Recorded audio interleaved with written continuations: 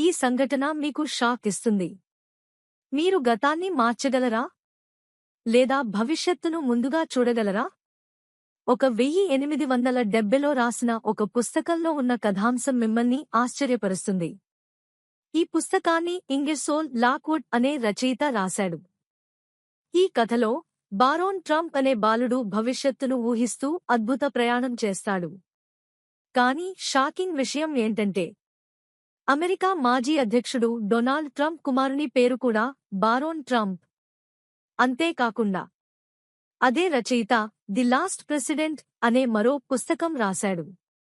ఈ కథలో ఒక అధికారి ఎన్నికే అమెరికాలో ఆందోళనలు జరగడం చూపించారు. ఇది 2016లో జరిగిన సంఘటనలా అనిపించదా? ఇదంతా యాదృచ్ఛికమా? లేక నిజంగా ఒక టైం ట్రావెల్ మిస్టరీనా? ఇలాంటివి ఇంకా తెలుసుకోవాలంటే ఫాలో చేయండి.